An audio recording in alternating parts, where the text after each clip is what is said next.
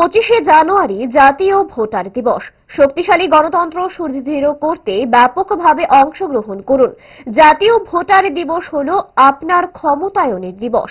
তাই এই ভোটার দিবসে সংকল্প হোক, ভোটের মতো কিছু নাই, ভোট আমি দেব। তাই এই দিবসটি উদযাপিত হচ্ছে প্রতিটি ভোট কেন্দ্রে, ব্লক, মহকুমা, জেলা এবং রাজ্য স্তরে। শনিবার রাজ্য স্তরে 15তম জাতীয় ভোটার দিবস পালন করা হয় আগরতলা রবীন্দ্র শতবার্ষিকী ভবনে।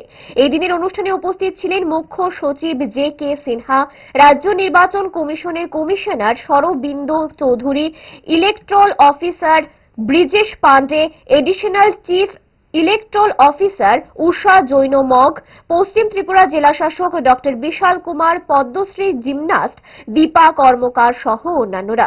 প্রদীপ প্রজ্বলন এবং 2025 সালের জাতীয় ভোটার দিবসের ক্যালেন্ডার উন্মোচন করে অনুষ্ঠানের সূচনা করেন মুখ্য সচিব সহ অন্যান্য অতিথিরা।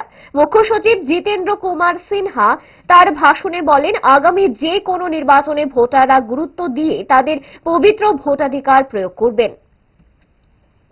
मुझे पूरा विश्वास है कि किसी भी चुनाव में किसी भी पुलिस या अन्य जो फोर्स होती है इसकी जरूरत पड़ेगी और वह समय निश्चित रूप से यादगार होगा जब किसी भी पोलिंग बूथ में बिना किसी फोर्स के लोग आराम से हंसी खुशी उत्सव के माहौल में जाएंगे, अपना वोट डालेंगे और बाहर आकर के एक उत्सवी माहौल में वह चुनाव का दिन बिताएंगे।